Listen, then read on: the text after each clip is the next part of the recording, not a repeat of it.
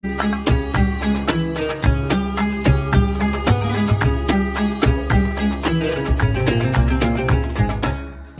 Zakaria diuji oleh Allah selama berumah tangga belum punya keturunan. Rambutnya sudah memutih, fisiknya semakin letih, dan maaf, istrinya divonis menopause dan mandul. Kata medis mustahil, kata klinis gak akan punya keturunan. Lalu apa yang dilakukan oleh beliau? Kemudian diabadikan kisahnya dalam Al-Quran. Saya bacakan ayatnya, Quran surah ketiga ayat 38. Hunalika da'a Zakaria rabbah qala rabbi habli min ladunka dzurriyyatan thayyibah innaka sami'ud du'a.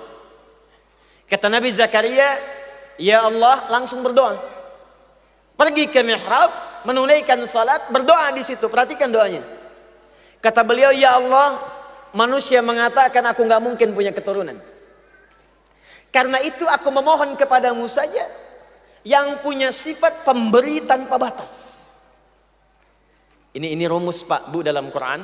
Jadi kalau ada manusia sudah berkata ini nggak mungkin nih, ini mustahil nih, ini nggak bisa nih, maka rumusnya dalam Al-Quran, tinggalkan pendapat manusia, langsung beralih kepada Allah, karena Allah berkenan mengabulkan doa kita tanpa campur tangan siapapun dari makhluk. Apa rumusnya? Cari nama Allah sesuai dengan kebutuhan kita. Nabi Zakaria diponis tak mungkin punya keturunan, tak akan bisa punya anak. Kata manusia mustahil, maka beliau menyebut nama Allah sifat memberi tanpa batasan. Kata manusia ini terbatas, bagi Allah nggak ada batasnya. Maka nama Allah yang memberi tanpa batas disebut dengan Al-Wahhab. Apa namanya? Al-Wahhab. Kalau kita ingin minta, maka ganti kepada fi'il amr lit talab, bunyinya hab. Kalau untuk sendiri pribadi, habli. Kalau untuk banyakan, hablana.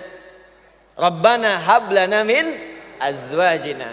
Karena beliau minta untuk pribadi, perhatikan kalimatnya. Qala rabbi habli min ladunka dzurriyyatan thayyibah. Ya Allah, mereka mengatakan aku nggak mungkin punya keturunan, maka aku hanya mohon kepadamu yang tidak punya batas dalam pengabulan. Anugerahkan kepadaku ya Allah keturunan dari sisimu saja, karena manusia mengatakan mustahil darimu. Apa jawabannya? Turun ayat 39-nya. Pak, belum selesai sholatnya langsung turun jawabannya. Masih berdiri. Dalam bahasa Arab disebut qaimun.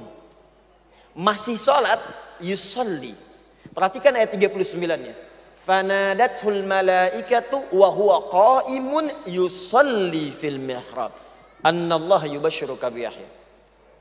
Kata Allah, saya utus malaikat, langsung saya perintahkan sampaikan pada Zakaria alaihissalam, Allah mengabulkan doanya. Sedangkan beliau belum selesai sholatnya, baru selesai doa, belum selesai sholat. Dahsyatnya Asmaul Husna ketika disampaikan pada Allah bisa mempercepat terkabulnya doa, bahkan sebelum selesai ditunaikan sholatnya. Kata malaikat, Allah mengabulkan doamu, engkau akan punya anak namanya Yahya, artinya hidup. Yang mustahil menurut manusia, lahir dari rahim seorang perempuan yang menopause dan mandul bayi yang hidup. Kata Allah, nggak ada yang mustahil bagiku, jadi dan hidup dia. Ustadz, itu kan Nabi Yahya. Kata Nabi, tidak hanya berlaku bagi Nabi Yahya, itu contoh saja. Buka kitabnya Sayyid Sadiq, namanya Al-Aqaid Al-Islamiyah, halaman 29. Di situ di sebelah kiri pertengahan ada subbab hadis yang banyak dinukil oleh para ulama, termasuk juga Syekh Muhammad Nasruddin Al-Albani dalam kitabnya. Perhatikan baik-baik. Nabi satu kali pernah mendengar seorang sahabat selepas sholat, dia berdoa menyebut Al-Asmaul Husna.